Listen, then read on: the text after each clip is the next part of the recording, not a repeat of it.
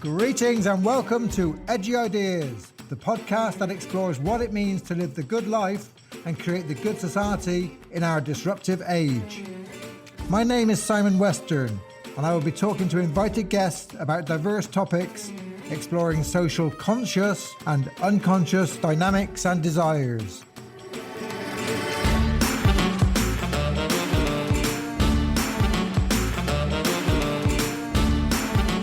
Welcome to this edition of Edgy Ideas podcast. Today, our special guest is Yannick Jacob. Yannick is a very experienced coach, a trainer, and a supervisor. He has a master's in existential coaching and positive psychology.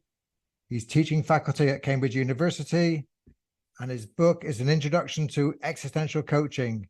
Jan also hosts the Animus Coaching podcast called Coaching Uncaged. Yannick, you're very welcome to Edgy Ideas. How are you today? Yeah, thank you. I am well. It's good to be here, Simon. And I did say it before when we talked. It is an edgy idea that we're talking about today. So I couldn't imagine a better home for opening this up. And we've talked before, and I like the way your brain works. So, let's see what happens. I think it's going to be an interesting conversation. Yeah, we've had some great conversations. And today we're going to talk about coaching psychedelics and psilocybin. And what got you interested in this first? What engaged you in thinking about this could be an important issue, Yannick? Yes, I'll try to make a very long story shorter. It started, I've seen a quote around, and other people may have seen that quote around as well from Stanislav Grof, the godfather of transpersonal psychology. He's been quite an instrumental figure in the field of working with psychedelics in therapeutic matters. Right. So from the very early, 60s research, then all the research went dead. And he brought up stuff like holotropic breath work. So really working with altered states of consciousness. Yeah. And what he wrote back in the 70s already, which he compared the potential of LSD in a therapeutic setting for psychology is comparable to the impact that the telescope had on astronomy and the microscope had on biology. Right. And I was like, whoa, that's quite the statement, you know? So 2016 it was that I started reading papers. So, I've had my own experiences. I kind of had a sense for the potential in terms of growth and ideas and inspiration and creativity, but I never thought to touch it professionally. Because it is very edgy and it feels quite bold. So, but when I started reading the literature into therapeutic applications, that's quite frankly mind-blowing, right? When do you have it that 2/3 of your participants with treatment-resistant depression are depression-free for almost 6 months? Yeah. That's immense. Food and Drug Administration in America has now granted breakthrough therapy status for MDMA therapy, for PTSD, for psilocybin, for depression. And so that's been incredible. That's often just one sitting, just one experience with a bit of preparation and a bit of integration. And so my coaching and positive psychology mindset and lens had kicked in and thought, well, what about people who are well? What about people who are resourceful? What about people who are not suffering from clinical diagnosis? They don't need any fixing or treating of disease and disorder. What about people who just want to grow and learn and transcend and expand? And that's where my exploration started to look at, could coaching and psychedelics be forming some sort of beneficial partnership? And I've been interested in kind of counterculture in the 60s and Timothy Leary and LSD and some of the massive breakthroughs and some of the scandals. Mm-hmm. It was a very mixed picture, wasn't it? It was like it was going to change the whole world, and then it didn't for multiple reasons. But then it got lost for a while. And why do you think it picked up again in it's probably the last decade, really, or even the last 5 years? What do you think is kind of brought it back into our consciousness and put back into kind of mainstream thinking? Yeah, so I think that the research has done an instrumental role here, and Roland Griffith from Johns Hopkins University has been especially instrumental because he managed to get it through ethics applications again to start researching. And in 2006, I believe it was, he's done a study with people who hadn't had any psychedelic experiences before, and they also didn't suffer from any clinical conditions. And he's found tremendous effects on well-being, life satisfaction, openness. That there was just spiritual emergence. There was so many things happening, and that kind of kickstarted a renaissance into research. Because that's been dead since the Nixon era declared a war on drugs. And so psychedelics, the classic psychedelics, is a huge spectrum. It's a huge umbrella term, right? But the classic psychedelics like psilocybin, the active ingredient in magic mushrooms, LSD, DMT, active ingredient in ayahuasca, these substances, they're very potent. Right, and they were all banned and classed as Schedule 1 drugs in the same area of there's heroin, for example, or methamphetamine. And so the therapeutic potential was always there, and it was always recognized. It just all the research stopped, so it was impossible until that point to actually build an argument that hey, there is therapeutic potential. And I think as a predecessor, the cannabis research and that being legalized in a number of places, and its medicinal properties recognized through research, I think that opened the gates into taking a closer look or retaking a look at what psychedelics could offer. And it makes sense that first of all happened in the clinical field to treat problems that we don't have other methods of treating. And now it's going beyond that, which I think is quite a natural evolution. I mean, it's natural, and it's like it's a return to ages old, not treatment, but ages old kind of ways of being in the world. I mean, shamans and psychedelics have been almost in every culture we can imagine until very recently, when this thing is now called drugs and is kind of criminalized and become a problem.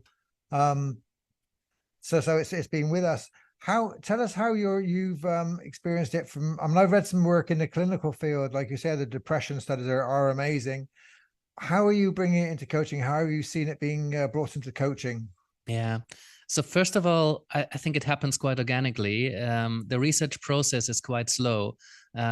People are not that slow, right? So as the word kind of dropped, people were starting to seek psychedelic experiences and they were not suffering, right? So people were seeking these experiences. And then what I often have seen after ceremonies or after experiences, people have these amazing insights and these transcendent experiences and this profound connection with themselves or with nature or with others.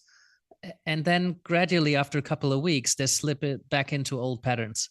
And then often 6 weeks later, you meet people from that experience again, and their life hasn't really changed when there was such potential for their life to change. So that integration part is really key. So I think for people who are not diagnosed with clinical conditions, I think coaching can really work well, helping people to prepare for an experience and helping people to integrate such experiences. And so I think coaching is I'm not sure if it's ideal, but it seems to bring an ideal skill set, depending on what we mean by coaching, right? When I say coaching, I was trained quite facilitatively, right? So there's a holding space for somebody to learn rather than giving them knowledge, wisdom. And there are coaches who teach you some things and they share experiences about their psychedelic experiences or about the research or about the knowledge that we've created. But I think when we take coaching as a facilitative learning process, what a wonderful way of doing that.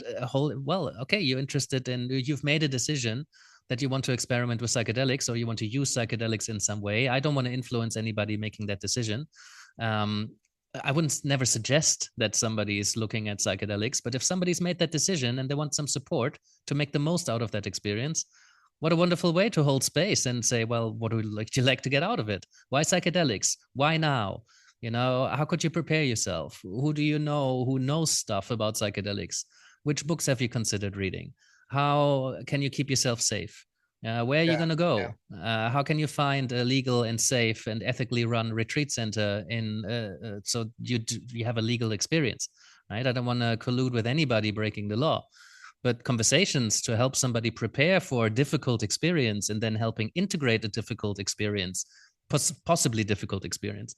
That's no different to helping anybody else in coaching prepare for some sort of experience or integrate some sort of experience. It's just the content that people bring from psychedelic experiences are quite different to maybe the leadership setting. I guess there is a question. I mean, coaching, like a facilitative coaching style, I can see being really, really useful, for all the reasons you said.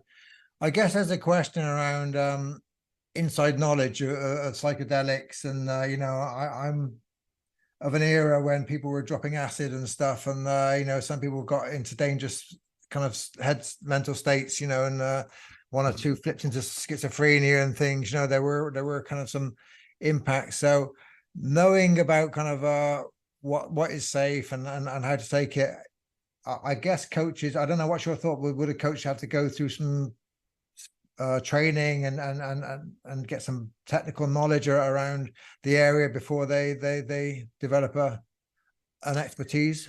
Yeah, that's a great question. I was presenting on this a couple of weeks ago at the World Congress of Positive Psychology, and I had one slide that just said ethics, and then I talked about some of the very many considerations you could bring up. And like people came up to me afterwards thanking me that I talk about ethics in this context. How could you not? Yes, yeah. Right, because there are concerns, and yes, psychedelic experiences can be incredibly challenging. Yeah, I mean, it can be just lovely, and you're just this warm embrace of, love and togetherness with the planet and the people that you're with. But you might also walk up the mountain of pain for 1,000 years. Yes. So you don't know where it's gonna go. So what's crucial in this is that there's a screening process, that there's some sort of process. If somebody comes to you saying there is an experience that I'm working towards, many people come after the experience and they try to make sense of what they've experienced. But if somebody comes to you for preparation, then I think it's crucial that you ask some questions around, for example, has there been any history of clinical conditions in your family? If somebody's got schizophrenia in their family, then maybe that could be quite risky. It could still be very helpful, but like as a coach, I wouldn't want to touch that. That's way too risky. Talk to a psychiatrist, find a good therapist, and then maybe there's a way. I would generally discourage people with a history of psychotic breakouts from engaging in psychedelics. It's not for everyone, certainly. But I think having some process where you check into, is this person safe to take psychedelics, I think is important. And if I have specialized knowledge, I don't think me personally, I have enough psychedelic knowledge or knowledge in that space to do a proper assessment. So I send my clients to find a psychiatrist who can do that.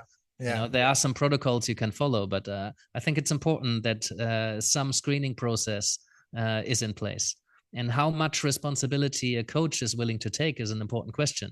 Right? The more we guide, the more we offer knowledge, the more we make invitations or recommendations, the more responsibility we take on. So when it comes to psychedelics, I do very, very little recommendations. It's really, I treat it as a space where I hold that space for someone else to learn how to prepare to this. Yeah. So do you know of any coaching practices where they take people through a trip? They take people through, they start at the beginning, that they take a planned kind of a course of psilocybin or something else, and then they receive coaching for a period immediately after. Is that a practice you're aware of? Oh yeah, absolutely. I mean, we just recorded episode 17 of our talking about coaching and psychedelics podcast, and there's quite a few of the guests that we had on, including one of my co-authors for the paper, who are also present during the experience. And there's a lot of debate around this in the coaching field. Is it I wouldn't be there while somebody is having that experience. We just discussed it this morning.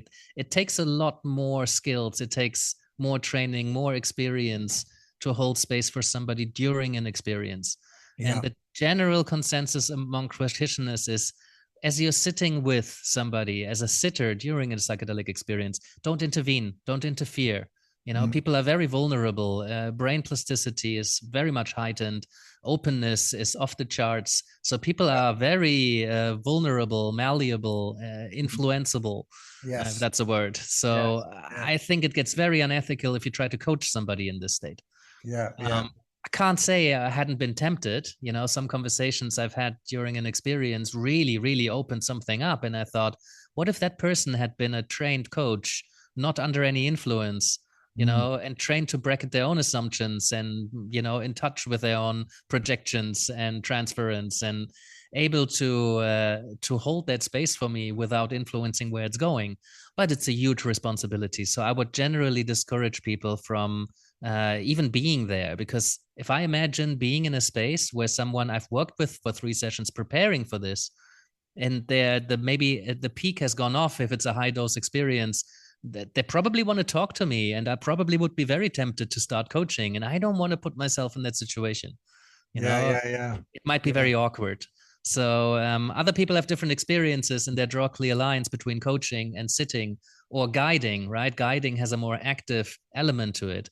But I think if you don't have that kind of skill set and you don't have that experience, and then you don't have that kind of training, then stay away from being there during the experience, helping somebody prepare and integrate. To me, I was almost a little disappointed because I thought it was going to be a different kind of coaching when I work with people before or after psychedelic trips. But I found it's not. I found I coach in more or less the same way, because just it's a bit weirder what they bring to the coaching room. But really, in terms of process, in terms of way of being, in terms of how I would engage with somebody to help them make sense of an experience and find practical ways to integrate that into the way that they live their life or work their work, that's not really different from not working with psychedelics. And I guess this is like there's the questions of ethics, which you've discussed a bit. There's I mean, in my book, Coaching and Mentoring a Critical Text, I trace the genealogy of coaching, and I say, you go way back into kind of pre-modernism, and you have shamans, you have people who've been in these kind of helping relationships, and then I move into the monasteries and spiritual direction, and so we go on this journey, and these helping relationships kind of they change, but there's some consistency as well. Mm-hmm. But if you're taking some psychedelic treatments, or something in a traditional community, a shaman has a very powerful role. A shaman is a mystic. A shaman kind of is directly there to kind of to intervene. The transference, in our words, in our language, it's transference between the person taking and having the experience and the shaman is a kind of really, it's a very different experience from a coach, isn't it? Yeah, many shamans would say that the relationship, the space that you enter, that's the medicine.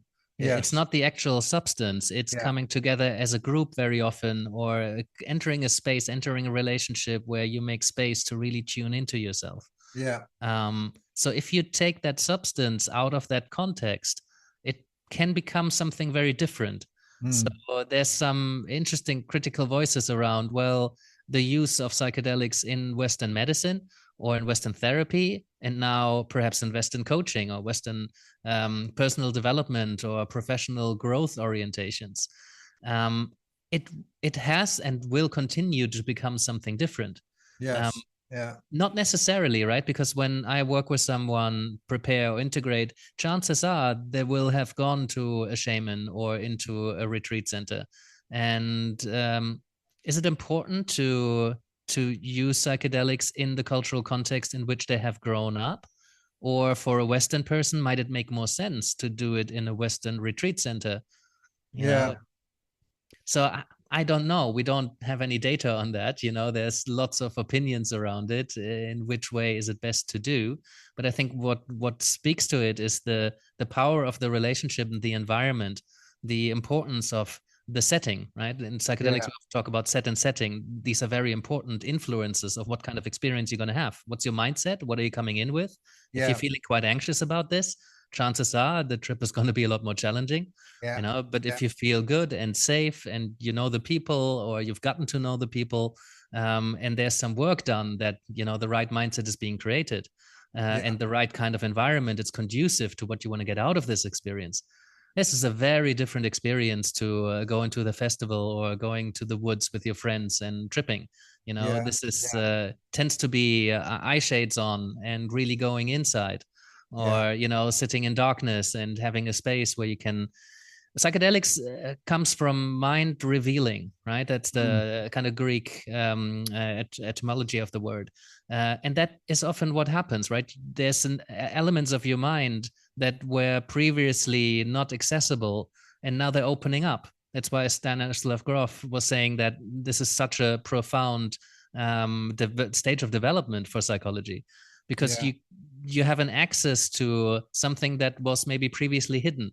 There's an access to the unconscious. There's something that you're being faced with that previously you didn't have access to.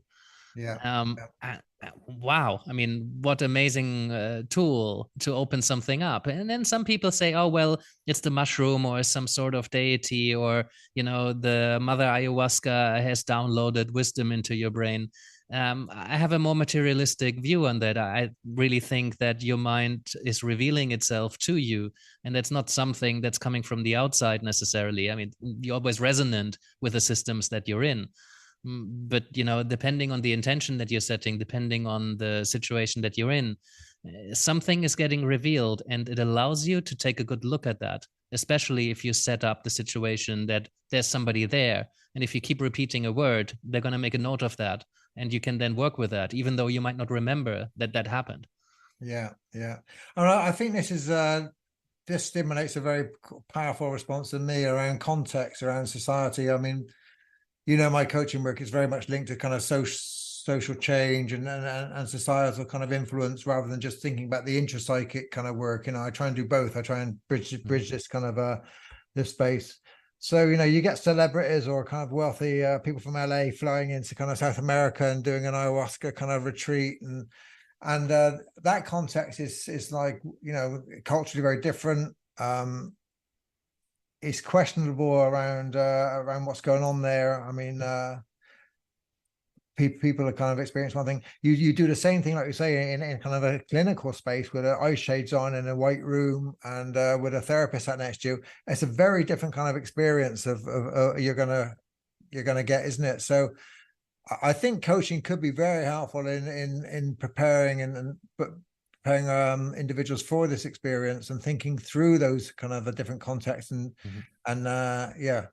what do you want to kind of come out of it? I mean, you might fly to South America and you're looking for some divine intervention. You're looking for some sort of major change in your life, a transformation. You're kind of whereas if you're in a deep depressive state and you're going into a clinical setting, it's a very different kind of experience, isn't it? So really working on that, I can see the coaching be very important, kind of to help people think that through. Yeah, and it's not uncommon that somebody comes to explore doing a psychedelic experience, or, figuring something out. Maybe they come with a big question, maybe some desire for transformation, as you say, or some desire for healing. And then after a coaching conversation, they conclude that that's not the right pathway, or it's not the right time, or maybe I'm not willing to take the risk, or how do I feel about the general uncertainty of not knowing what you're going to get. It's a courageous act to open up your mind like that, because you often don't know what's there.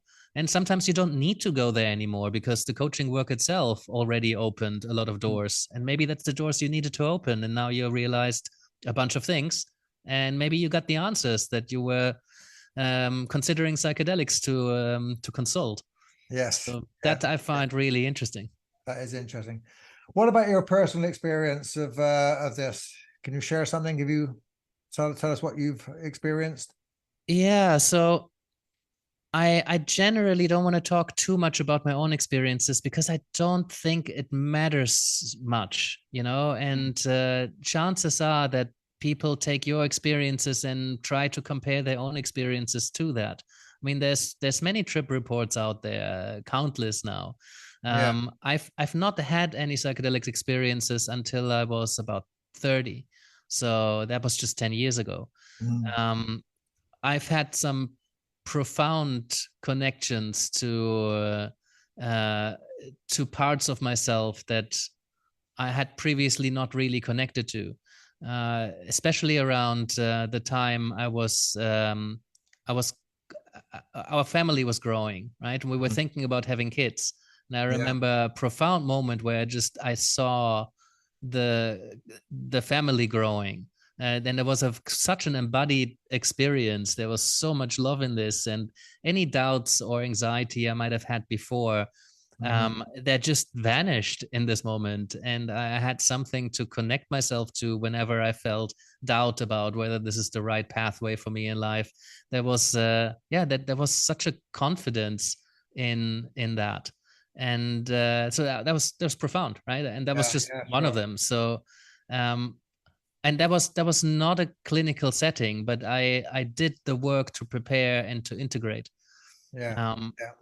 And then once you start hearing stories from people, especially in clinical spaces, Michael Pollan's book was very good, How to Change Your Mind. They made a Netflix series out of it. So if people are interested to hear some of those clinical stories, that I can really recommend.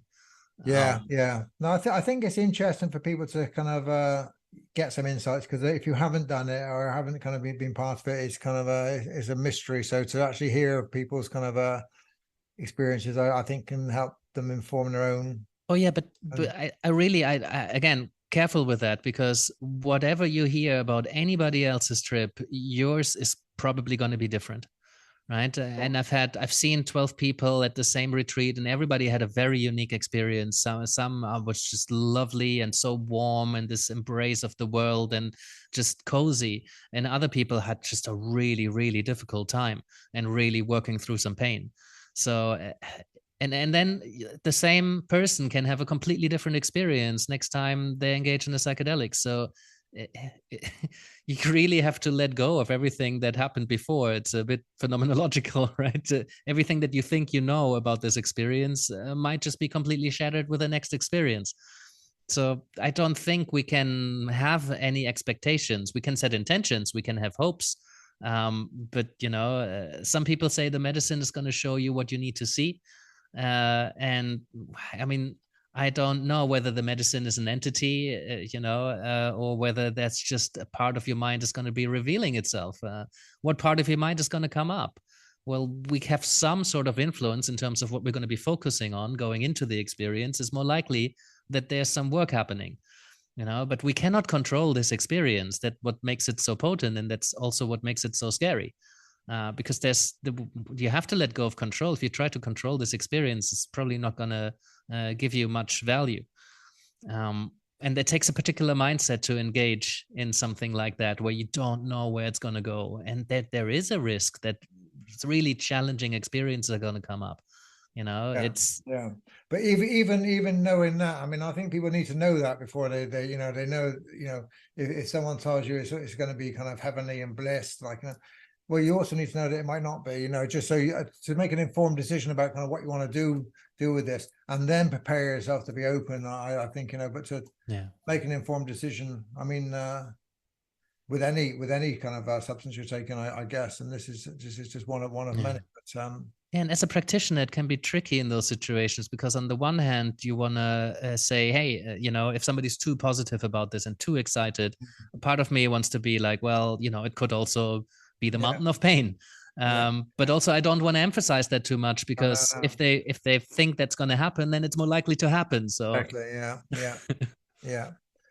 But I think I think people have to be informed about or make an informed decision about what they do with their lives. So finding a coaching language and a way to kind of communicate this without kind of predicting this or the other, or kind of overemphasizing, but generally kind of calmly and just kind of setting out kind of what might happen. I think is going to be important as part of that coaching kind of work. Yeah, and that's why I think it's much more important to have good coach training than to have training in how psychedelic substances work. Right, Yeah. because then as a coach you're trained, and I mean, again, we're talking about the facilitative kind of coach. As a coach, you're trained to hold your own assumptions of what you think you know about this, and you really hold a space to learn. And it's not like, do I need to inform you about some of these risks, or is it enough to be curious and say, well, where can you inform yourself about the risks? What do you Yeah. know about the Yeah. risks? Who could you Yeah. talk to about risks? What could you read about risks? So really, that the education is not coming from me as a coach, but the coaching space is one where you can learn. And many coaches, they would share information. And, when we look at Heron's facilitation styles, for example, intervention styles, sharing information is part of what many Sure. therapists and many coaches do. And so it definitely has a place in a therapeutic, in a psychedelic field. But I think, as with every coach needs to make a decision. What kind of coach do they want to be? How Yeah. much Yeah. responsibility are they willing to take on?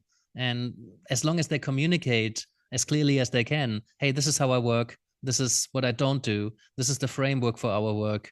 Do you want to work with me on that basis? And if somebody can give you informed consent to work with you, Yeah. then I think the expectations are reasonably clear. And I don't think it's unethical at that point. I think it's unethical if somebody gives you a lot of suggestions and recommendations and really pushes you into the direction where you didn't really want to go.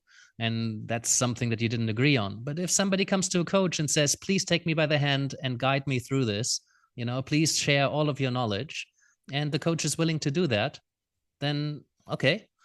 Yeah. Whenever Yeah. there's a substance involved, it gets more risky, and any kind of guidance or any responsibility you take is, supersized. So that's why, when it comes to psychedelics, I'm much more careful, and I draw much clearer lines than with my other coaching work. Yeah. Yeah. That's interesting.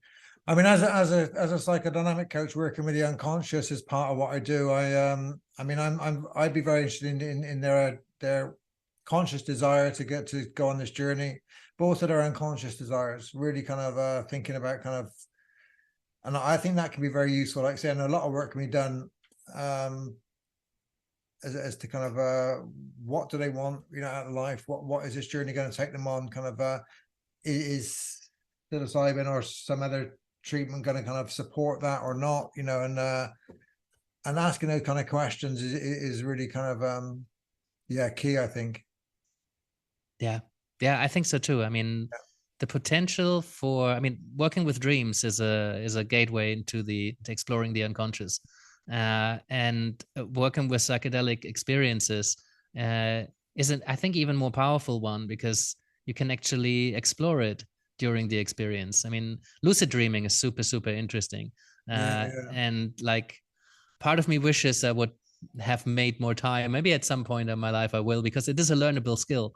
But you can really dig around in your unconscious, so to speak, and guiding that kind of process. So, and I think that kind of work will come going forward. I think at the moment it's very early days, but I predict that there's going to be a lot of people. I mean, there are already people who are very active during an experience and use this state of openness to really take somebody by the hand and doing active hands-on work while they're having this experience.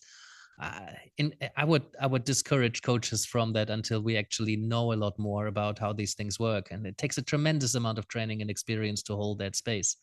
But when it comes to, you only need relatively basic coaching skills to help somebody who's well-resourced, relatively together, thinking about, what could I do? What do I want to get out of this? And what the hell have I just experienced? And how can I take these insights and create some habits moving forward in my life? A space to think about these things. I don't think we need to be the most experienced coach to hold that kind of space for someone, as long as we draw clear lines. Yeah. When you suggested talking about this topic, it took me back. I used to work as a psychiatric nurse in a big institute, a big old-fashioned Victorian asylum. And it was quite funny. On a summer's morning, this asylum had lovely grounds, and you'd look out the window, and the night shift nurses would go off duty, and they'd be treating these patients with all the different kind of psychotic illnesses and very traumatized people. It's quite a disturbing place at one level. And these psychiatric nurses would go off duty, and then you'd see them on the cricket field looking on the ground. They'd be picking their magic mushrooms. Huh. And it was like it kind of made me think. I kind of just really recall that vision of these guys in white coats picking up magic mushrooms. Not everybody, but there'd be a select few who kind of that was their kind of their pleasure. And it was sort of physician treat thyself. It was they'd be working with all this sort of trauma and all this stuff, and then they go away and they take their own trip. And they were quite experienced people, so they know how many mushrooms to put into a tea, and sort of they were careful what they do. They kind of knew their dosages and stuff, and they knew kind of what was an easy trip, and it was just very interesting kind of a group of people who were really questioning it. This group of people they usually come from university and studied kind of sociology or politics, and they were very interested in social change, and they were using these kind of mushrooms to kind of open up their minds, as you said, to really trying to have kind of think about their own lives, different lives in different ways. It was quite an interesting group to be with. Yeah, and I think this use, it's not uncommon. Historically, it's already very broadly spread. The highest echelons of Greek society, I forgot what the ritual was called, but I think it was once a year they would get together and they would drink this brew. And it's very, very likely that there's been a psychedelic substance in their psychedelic compound. And as I see existential coaching particularly, but coaching in general, as an invitation to step back from your busy life for a little bit of time and really consider and ponder, who am I becoming? What do I do? Where is this person going? Where's this family going? Where's this organization going? Where's the society going? And getting that kind of space is so important. And when that space is a psychedelic space, that just rips you apart from everything that you know. It's this shaking up the snow globe is a wonderful metaphor. All of a sudden, there's this fresh layer of snow over all of your tracks. Your normal ways of thinking are completely disrupted. We do this in coaching a lot, right? Somebody who's very cognitive, if we invite them to pay attention to what's happening in their body, right? Or somebody who's very emotive and we really invite them to think about something in a logical way, then your usual patterns of thought or experience get disrupted by being invited into a different way of thinking or being for just a little bit. And amazing solutions or ideas, or there's so much value in disrupting your usual way of being. And when we do that with psychedelics, there's just no access to that anymore.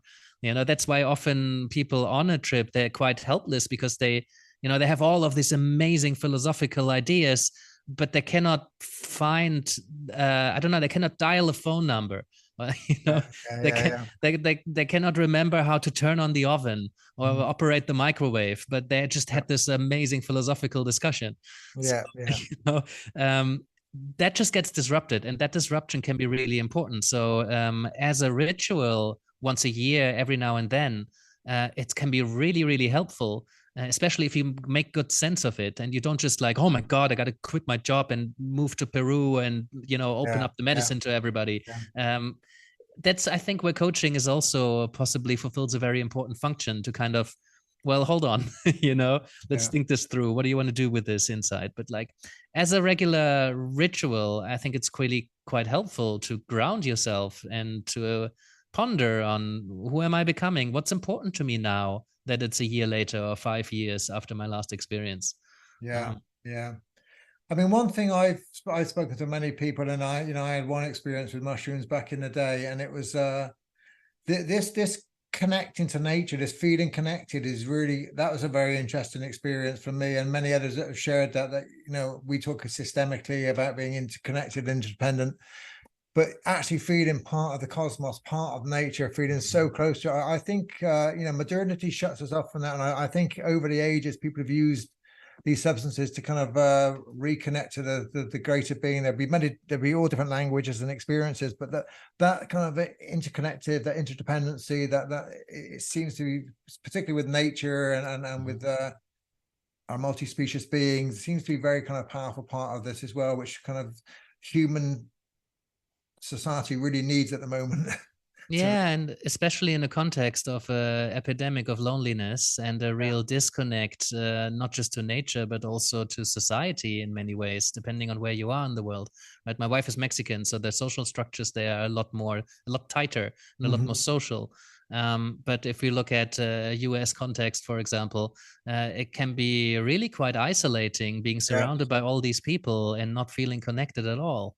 So psychedelics and MDMA is also technically in the family of psychedelics, even though the pharmacology works a little bit differently and the experience is a little different. But when you have an experience of feeling so connected and such a part and so at one with the universe or the earth or the society or the family, like once you've experienced that, it's difficult to unknow that.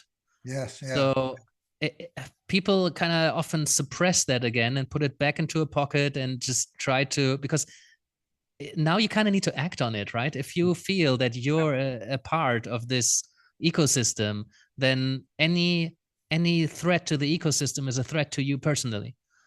And if all people, once you understand that, and you not just understand, but you experience that in your body, then it's difficult not to change your ways. Yes. And it's difficult to change your ways. So, I think that's why integration is such a vital part of it, because it's tempting to just slip back into your comfort zone and not having to do the hard thing that is the right thing. Yeah. And all of society, all of what you've experienced kind of pushes you back there. People kind of, there's social pressures to keep us in the place we are. So, getting that support to kind of make the changes you want to make and what you've learned is really, really important. Yeah, and that was part of the outrage back then, is that, people didn't conform anymore. People didn't want to go to the Vietnam War. People didn't want to just work in the large corporation and just do as you're told to keep the economy going. People wanted to break out of that, and that is a threat to the status quo. That is a threat to how the system works. And if that is getting out of hand, like in Leary times, then I understand why, in that context, why they've marked Leary as the public enemy number one, which sounds ridiculous, but I get it in the context of the threat to the status quo. Nowadays, people break out more often. There's still lots of systemic issues, but that's why I think those experiences for many people, they feel very risky, because people come back and they feel like they're changed, and it's difficult for people to accept that the people they love or the people that they work with come back and they have changed, often quite suddenly. It can be difficult to deal with, not just for the person who's changed, but also for everybody involved. That's why I think it's important part of the coaching is how you're going to introduce this change that you feel so profoundly to your environment, whether that's at work or family or friends, when other people just can't really understand what you've gone through. And if you were to try to put it into words, it's quite ineffable. If you try to explain what you've experienced and why that was important, people just think you're cuckoo. Okay, what do you want me to do with this? Well, you feel at one with the universe now? Fuck. Yeah. Yannick, it's been very interesting talking to you. Thank you very much. We end our podcast with a couple of questions. The questions are: have you any thoughts on what it means to live a good life and to create the good society? And I think you can share with our audience. Yes, I do. Good. I thought you would. Living a good life. I mean, my background is in positive psychology, right? So my best answer to living a good life is autonomy, competence, relationships. Like positive relationships, they don't have to be many, but quality relationships. Self-acceptance, a sense of personal growth, whether that's, getting bigger or getting smaller, whatever feels like growth, positive development to you. And a sense of meaning and purpose. So if we combine that with a systemic lens, then I think everybody has a different weight or emphasis on any of these factors. But if we take all of them together, then I think we live a very good life. And it's difficult not to have that connected to society. Because if people are high on these factors that influence their own well-being, they necessarily include, not all of them necessarily include, but like in their entirety, they include other people. We cannot do it without other people. Sure. So I think we need to combine that with some existential resilience, so some acceptance that, you know, life is hard and challenging, and we can never really fully be anxiety-free for long. There is a human condition that is difficult to be in, and just by being human in the world with other people, it's tough. So if we come to terms with that and not just tolerate it, but actually embrace it, together with an understanding of what makes my life good in my judgment, then I think a lot of ways open up, and I think we will all live better if we had that kind of knowledge and people to help us process it. That's great wisdom, Yannick. Lovely to talk with you as always. Go well. Thank you, Sam. You too. Thank you.